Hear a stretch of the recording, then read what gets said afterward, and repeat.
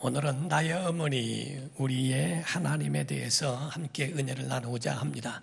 오늘도 여러분 모두가 다 예배 성공자 되기를 주 이름으로 축원합니다.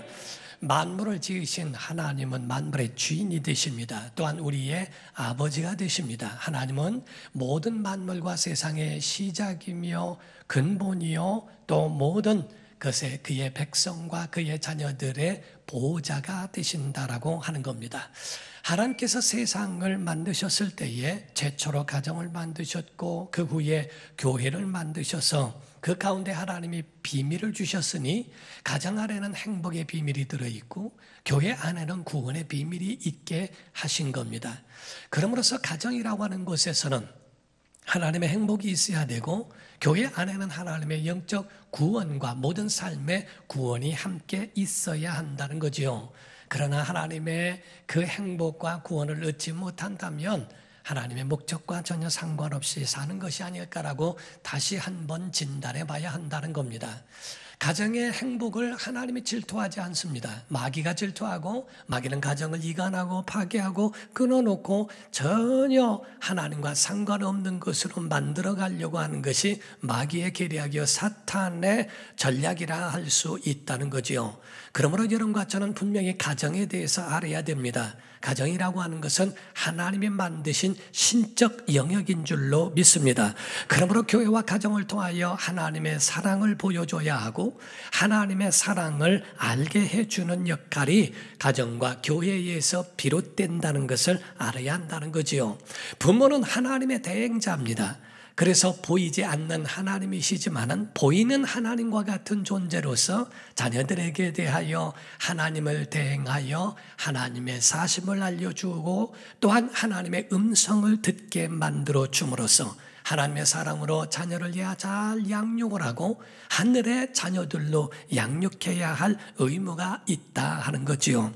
예수님 또한 이 땅에 계실 때에 가정을 세우시기 위하여 십자가상에서 숨을 헐떡헐떡 하시면서 끊어지기 직전까지라도 가정을 세우기 위하여 제자에게 자기 어머니를 부탁하고 어머니에게는 그 제자와 함께 그 가정을 이루어 봉양할 수 있도록 만들어 놓습니다.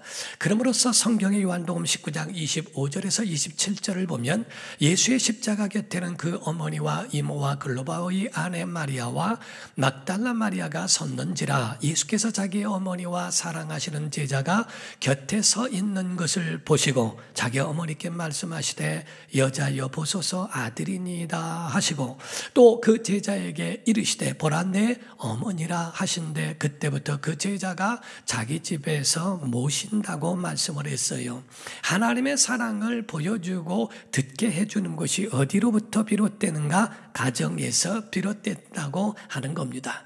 부모를 통하여 보여주게 되는 이 가정은 얼마나 거룩하고 성스러운가를 우리가 알아야 한다는 거지요.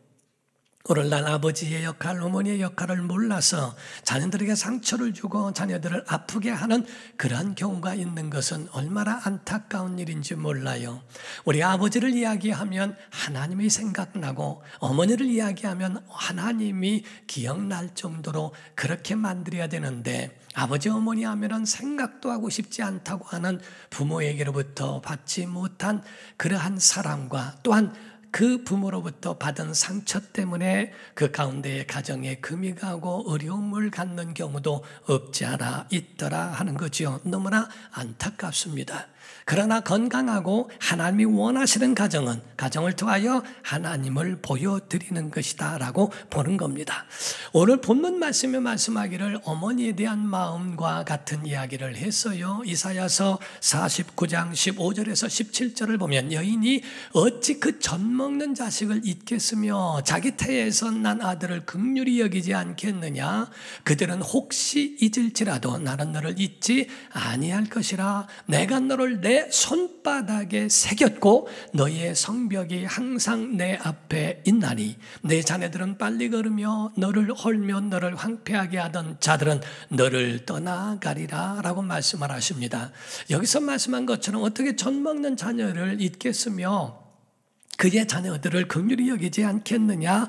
혹시 잊을지라도 나는 그렇지 않다고 하나님의 마음과 하나님의 그 의지를 보여주셨더라 하는 겁니다. 사랑하는 성도 여러분, 내 이름을 내 손바닥에 새겼다라고 되어 있습니다.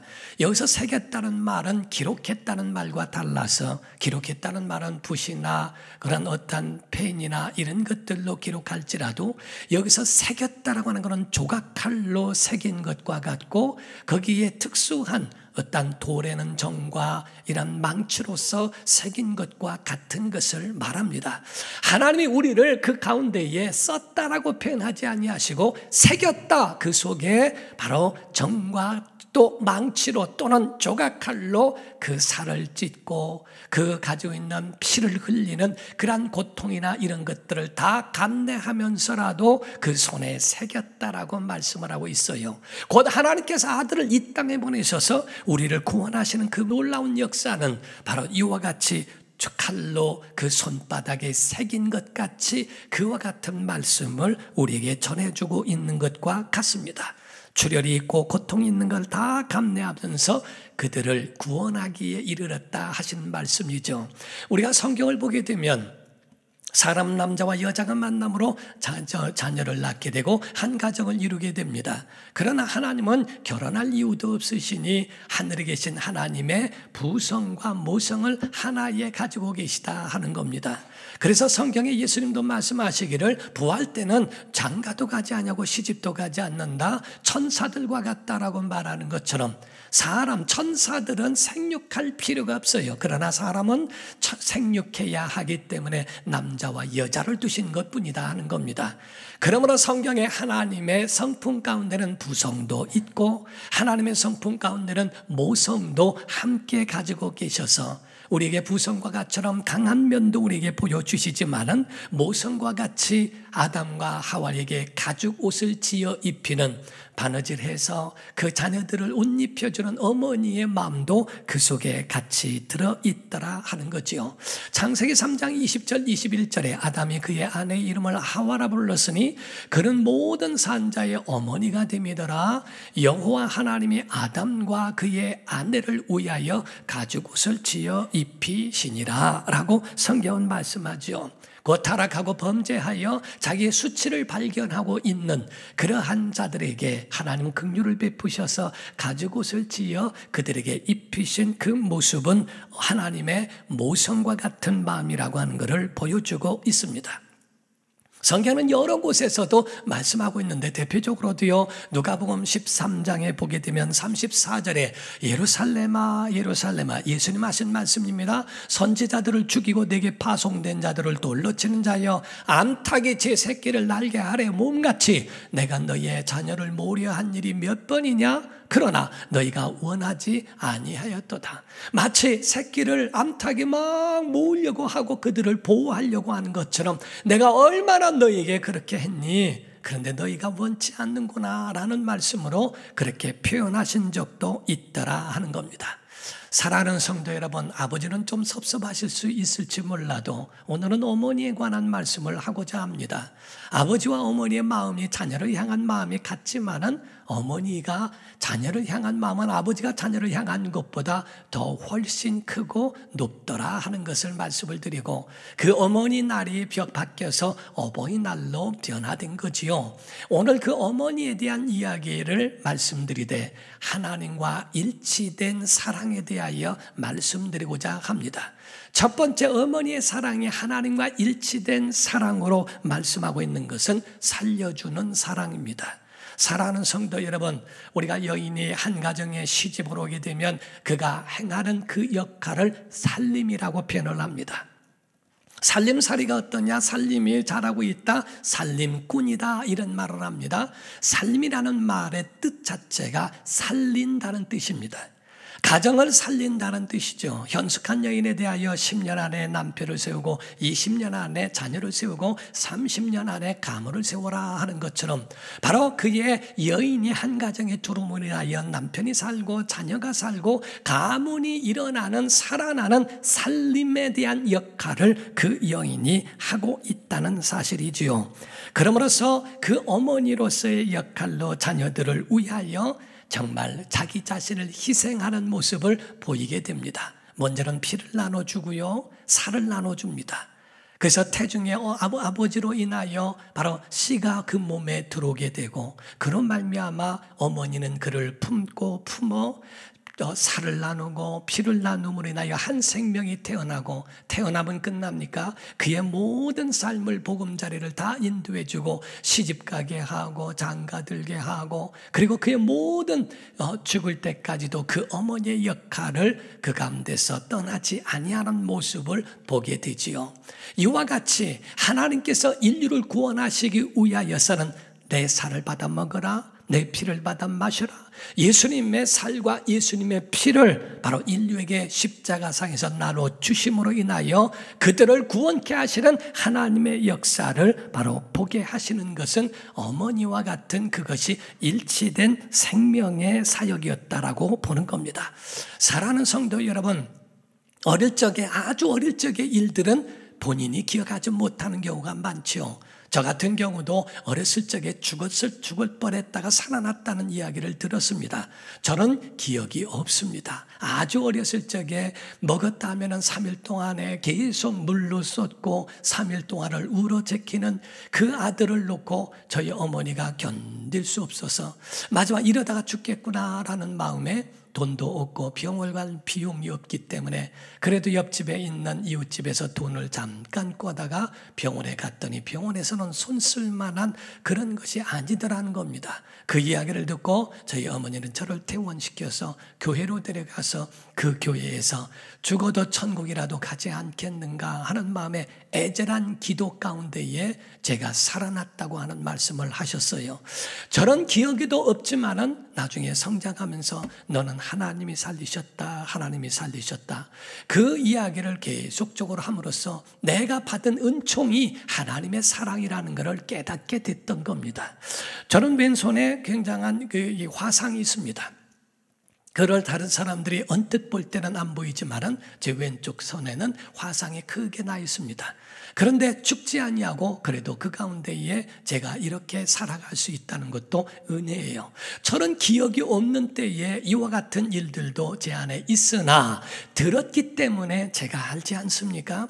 예수 그리스도의 죽으심과 부활하심이 십자가상에서 이루어진 2000년 전의 그 일을 우리가 듣고 우리가 지금 보지는 못했지만은 그러나 지금 복음을 통하여 우리가 듣고 그 사랑을 깨닫지 않던가. 그래서 베드로전서 1장 8절과 9절에는 이렇게 말하고 있어요.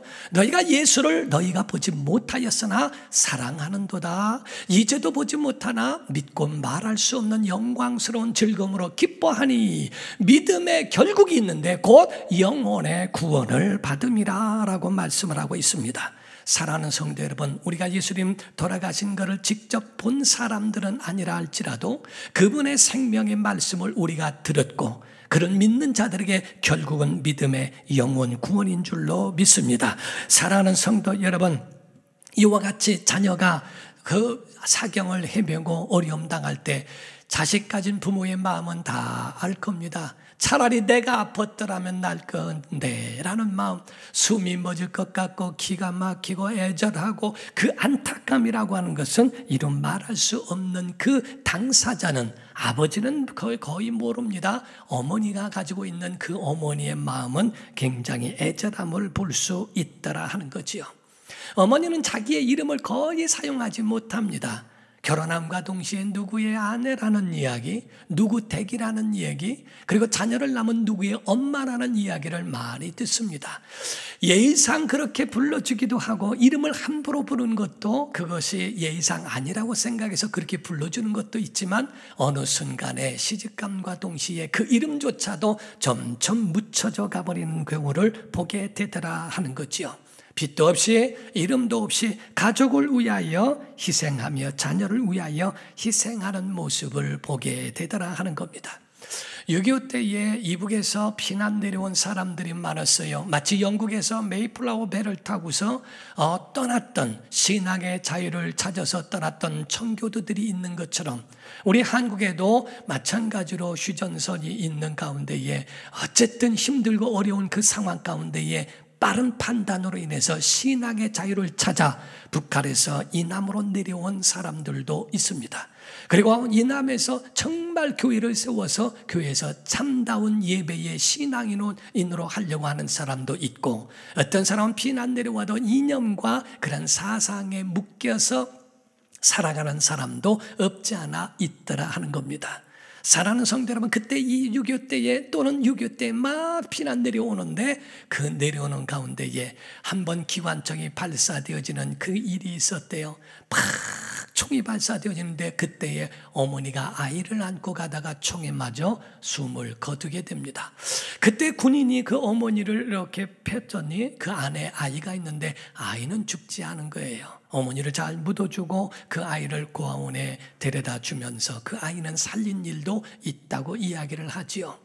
그거를 보면서 아이가 맞을 수 있는 그러한 총을, 그 총알을 엄마가 대신 맞아준 것처럼 하나님께서 우리에 대하여 우리가 받아야 할 영원한 저주와 우리가 돌아갈 영원한 지옥 형벌에 대한 것을 예수 그리스도에게 한 몸에 쏟아붓게 하시고 몸짓고 피 흘려 예수 그리스도의 그런 죽으신 그 죽으심이 바로 우리에게 은혜가 되어 구원이 되게 하셨다라고 성경은 말하는 겁니다.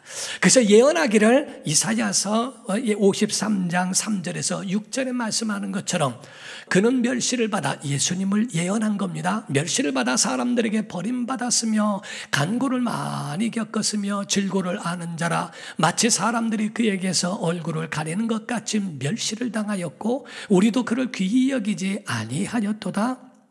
그는 실로 우리의 질고를 지었는데, 우리의 슬픔을 당하였는데 우리는 생각하기를 그런 징벌을 본인이 받은 것으로 여기고 하나님께 그래서 맞고 고난을 당한다 했다는 겁니다.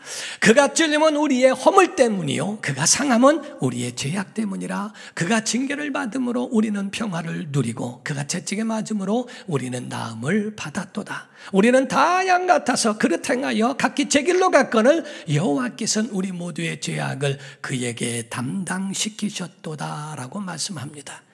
살리는 생명, 그 은혜인 줄로 믿습니다. 두 번째, 하나님과 일치된 사랑이 두 번째는 다른 것이 아니라 격려와 보호하는 사랑이에요. 자녀들을 옆에 두고 끝까지 그가 성장할 때까지 격려해주고 보호해주는 사랑이라. 예수께서 말씀하시기를 기도하시는 가운데 뭐랍니까? 나는 아버지께로 가오라. 저들은 이 땅에 있사오니 아버지께서 내게 주신 아버지의 이름으로 저들을 보존하와 지키기를 원합니다. 그러면서 제자들에게 또 말씀하시죠. 너희가 잠시 동안에 나를 보지 못하리라. 내가 아버지께 가면 너희를 고아와 같이 두지 아니하고 성령을 보내리라 라고 말씀하시죠. 우리에게 주신 보존케 하기 위하여 예수 이름을 주셨어요. 그리고 우리를 보존하기 위하여 성령을 보내주셨어요. 그 성령을 보혜사라고 표현하는데, 보혜사라는 말은 곁에서 돕는 자라는 의미도 가지고 있습니다. 어머니의 역할은 바로 보혜사 같은 마음으로 곁에서 격려해주고 보호해주고 그의 모든 것들을 같이 보살펴주는 그 일을 하는 거지요. 갓난아이 때는 가슴에 품기도 하고 걸음마를 뛸 때는 손을 잡아주기도 하고, 그리고 그가 아플 때는 같이 울며 기도하며 마음 졸이면서 간호해주는 그 역할로 보혜사의 역할을 감당하고 있었더라 하는 겁니다. 세 번째, 하나님과 일치된 사랑이 무엇일까? 구속과 덮어주는 사랑이었다 하는 겁니다. 덮어주는 은혜, 알면서도 그거를 덮어주고 모르면서도 덮어주는 그 모든 것, 허물이 많고 흠이 많고 약점도 많고 잘못도 많아도 그 어머니는 끝까지 품어줍니다. 버리지 아니하고 끝까지 그 아이들을 이해해주고 그를 바른 길로 인도하기 위하여 포기할 수 없는 사랑이 어머니의 사랑이라고 표현하고 있는 거지요. 알든 모르는 듯 어떤 사람의 고백을 들어봤어요. 들어보니까 중학교 다니면서 이야기하기를 어머니에게 돈을 타서 자기 마음대로 좀 써야 되겠는데 돈은 주지도 않고, 그렇다고 거짓말하자니 뻔히 보이는 것 같기도 하고, 그래서 말하기를 엄마 영어 사전 사게 돈 주세요. 두 번째는 콘사이스 사게 돈 주세요. 세 번째는 딕셔너리 사게 돈 주세요 해서 2중 3중으로 똑같은 거 가지고 몇 번을 우려먹고 받은 적도 있다고 그래요. 어머니는 아는지 모르는지 하면서도 다 그거를 허용하면서 그 아이에게 자기의 것들을 희생하여 주는 모습을 보게 됩니다. 속담에 이런 속담이 있어요. 부모가 돌아가시면 살에 묻지만 자녀가 죽으면 가슴에 묻는다 하는 말이 있습니다. 얼마나 마음속에 아프고 힘들고 그 겪고 있는 그것이 그 마음에 정말 애절하면 가슴에 묻고 일평생을 살아간다고 표현하고 있을까? 때로는 가정 형편이 어려워서 부모를 먼 곳 이국 땅이나 또 다른 먼 곳에 가서 낯선 땅에다가 버린 사람들도 없지 않아 있었다라고 이야기를 하죠. 어머니는 낯선 땅에 가서 거기서 여행 간 줄 알고 있다 보니까 가족들이 하나도 없어요. 찾고 찾아도 없고 하는 그 가운데에 어머니 마음속에는 애들이 나를 버린 거로구나, 내가 짐이 됐구나 라고 하는 생각에 마음이 무너져 내리고 외로워하기 시작합니다. 그때에 경찰이 묻기를 어머니 성함이 어떻게 되십니까? 어느 마을에서 오셨어요? 자녀들 생각나세요? 할 때에 자기 자신은 거기에 대해서 아무것도 기억나지 않는 자처럼 치매 노인같이 가만히 말 한마디도 못하는 것은 자기로 인하여 자기 자녀들이 누가 될까봐, 폐가 될까봐 그 평생에 요양원에서 살아가면서도 누구의 어머니라는 말도 하지 아니하고 세상을 떠난 사람도 있다고 이야기를 합니다. 사랑하는 성도 여러분, 끝까지 자녀들의 허물도 덮어주려고 하는 어머니의 그 마음에 대해서도 우리가 본다 하는 거지요. 사랑하는 성도 여러분, 우리가 알아야 할 것은 아무리 힘들고 먹기 힘들고 살기 힘들어도 또 부모가 내세울 만한 것이 없고 자랑할 만한 것이 없다 할지라도 어릴 적에 그 자녀를 이끌어주고 살려주고 붙들어준 그 부모에 대해서는 공경해야 마땅하다고 하는 겁니다. 자, 아멘 합시다. 어머니의 사랑에는 힘이 있습니다. 아버지의 기도에는 능력이 있습니다.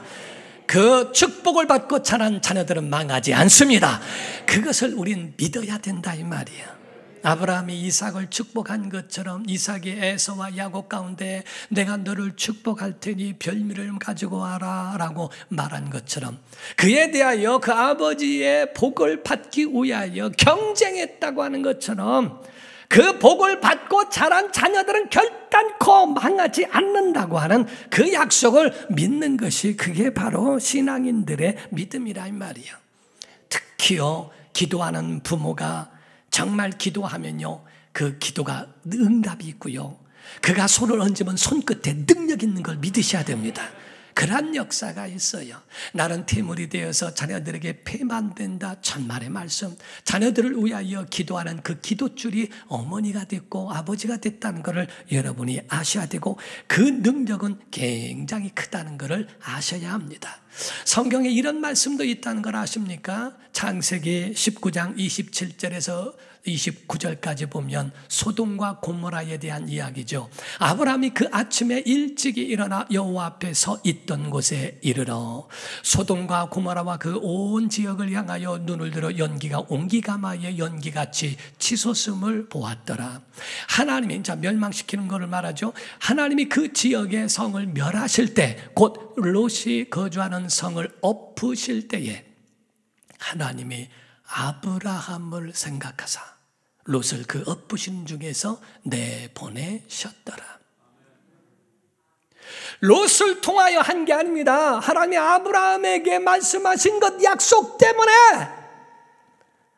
아브라함 생각하사 그 롯을 그냥 구원하셨다는 거예요. 우리가 잘나서가 아니라 기도하는 부모 때문에 곁길로 가고 방황하는 자녀들을 그래도 하나님이 그들을 멸망하는 것을 좋아하지 않았대요.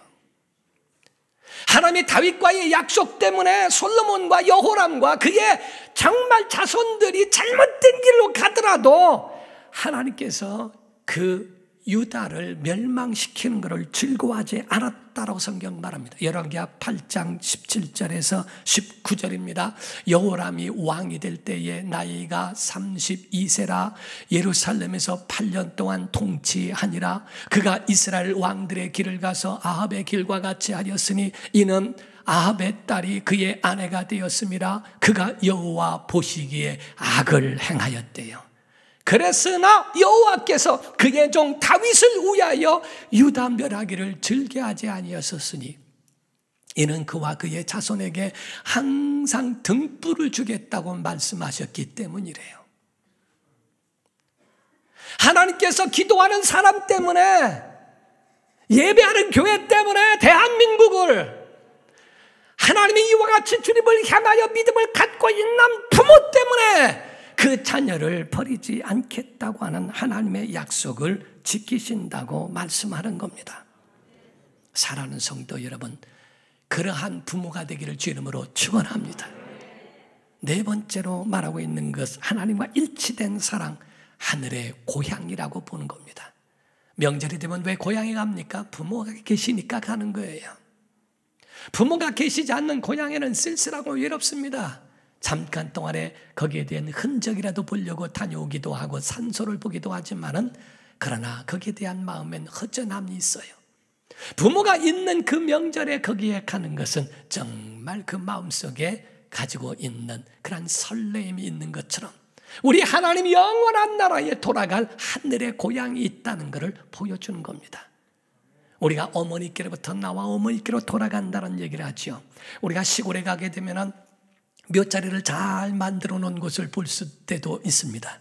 공동묘지가 아니라 선산에 이렇게 된 걸 보면은 거기에 크게 묘를 만들어 놓은 것을 봐요. 거기에 보면은 이렇게 크게 다리가처럼 이렇게 쭉 놓아 있는 것을 보는데, 그것은 어머니의 다리를 상징한답니다. 거기에 있는 떼는 잔디는 그게는 어머니의 치맛자락을 이야기하고 있고, 그 속에 있는 봉분이라고 하는 것은 어머니의 태를 상징하고 있다고 그러죠. 어머니의 태에서부터 나온 자녀가 세상을 살다가 마침내 돌아갈 때는 어머니의 태로 돌아간다는 의미로 관이 그 봉분 안에 있는 그 묘에 들어가는 것을 표현한다고 말합니다. 어머니가 계신 그곳을 고향이라고 말하는 것, 하나님이 계신 그 영원한 그 나라를 우리의 영적 고향, 하늘의 고향이라고 말하는 것과 일치된다 하는 거지요. 하늘의 고향은 하나님이 계시고 땅의 고향은 부모님이 계신 곳입니다. 그러므로서 여러분과 제가 그 마음속에 가지고 있는 믿음은 이와 같은 확고한 믿음이 필요하다는 거예요. 미국에 대한 이야기로 마치려고 합니다. 100년 전 미국 어느 시골 마을에 한 가난한 과부와 외아들이 살고 있었다고 합니다. 그 과부는 아들을 키우기 위해서 낮에는 양계를 하고 밤에는 삭바느질을 해서 등록금을 마련해서 학교를 보냈대요. 그 아들은 부지런히 공부를 해서 고등학교에 들어가 졸업하게 될 때는 수석으로 졸업을 하게 됐답니다. 수석으로 졸업하게 될 때에 그때의 대통령상을 수상하게 되었는데, 어머니 오세요, 오셔서 아들이 수석으로 졸업하는, 그리고 대통령상을 받는 것을 보셨으면 좋겠어요. 그 어머니는 그 이야기를 듣고 너무 기뻤지만은 거기에 가서 앉아 있을 만한, 거기에 참여할 만한 이렇다 할 옷이 없더래요. 그래서 아들에게 하는 말이, 사랑하는 아들아, 내가 네 가지고 있는 그곳에 정말 가고 싶긴 한데 급한 일이 생겨서 내가 가기가 어렵단다라고 이야기했대요. 그때 그 아들은 그 앞에 무릎을 꿇고 하는 말이, 어머니가 없는 졸업식은 난 아무런 의미가 없어요. 왜냐하면 어머니가 나를 이렇게 만드신 건데 그 자리에 어머니가 없다면 나는 거기에 참여할 의미가 없습니다. 어머니는 거기에 설득을 당하고 남루한 옷을 입고서라도 참여를 했답니다.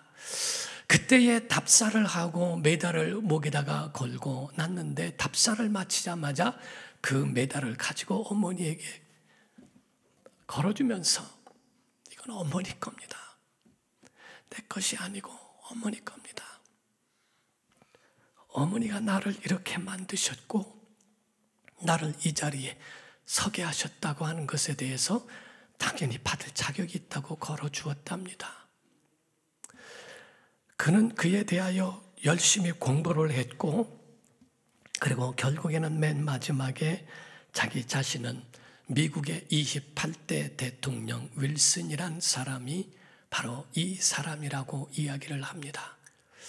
대통령의 자리에 오를 때까지 그 어머니에 대한 이야기를 해요.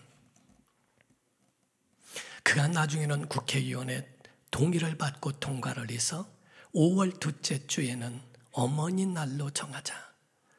그의 가지고 있는 그 특심한 마음이 어머니 날로 정하게 만들어 그를 기념하게 만들고 이로 말미암아 자녀들이 어머니의 희생을 기억하게 하자. 그래서 이를 가르쳐야 되겠다라는 마음으로 그 날을 그렇게 제정했다고 이야기를 합니다. 그 가운데 카네이션을 달아드리고 하면서 세워졌다고 하는 이야기를 합니다. 우리가 윈스턴 처칠이라고 하는 영국 수상을 여러분이 아실 겁니다. 근데 그 윈스턴 처칠이 정말 훌륭하다고 하는 많은 평가가 있을 때에 한 신문사에서 그에 대한 스승, 글을 만든 스승에 대하여 많은 스승들을 그 가운데에 찾아냈고 그렇게 찾아서 거기에 대하여 신문의 한 면을 차지하게 만들었대요. 이 윈스턴 처칠을 만든 그 스승은 이런 분이었다 저런 분이었다 다 기록한 그거를 보고 그 윈스턴 처칠은 그 신문을 보면서 그거를 보면서 그 신문사에 한 짧은 글을 올렸답니다.